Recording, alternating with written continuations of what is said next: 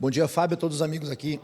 Desculpa. Bom dia, Fábio, a todos os amigos da TV Câmara e aqueles que nos acompanham também pelas redes sociais. De fato, hoje nós aproveitamos o grande expediente para fazer essa avaliação aí desses mais de 30 dias de mandato já.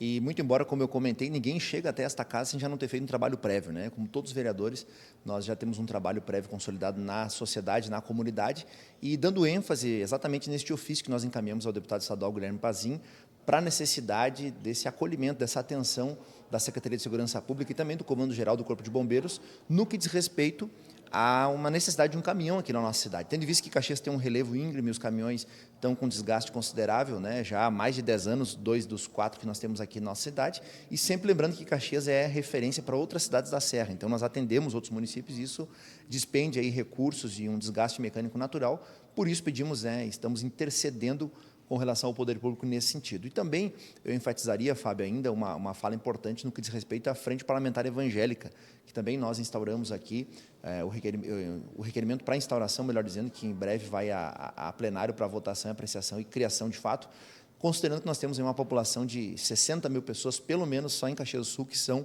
evangélicas, uma parcela, um percentual significativo da cidade, e a busca com essa frente é valorizar as ações que já são feitas, fomentar, dar visibilidade e também defender, né, a família, a vida, valorização dos filhos e dos pais, esse respeito à propriedade privada e tantas outras temáticas que são valorativas e têm a sua gênese dentro da cultura judaico-cristã, né? Nós somos uma sociedade ocidental e estamos calcados neste berço de princípios e valores, e isso precisa ser dado ênfase e o devido respeito, a devida relevância aqui na Câmara Municipal de Caxias. Vereador, obrigado pela participação, um bom trabalho. Muito obrigado. Vereador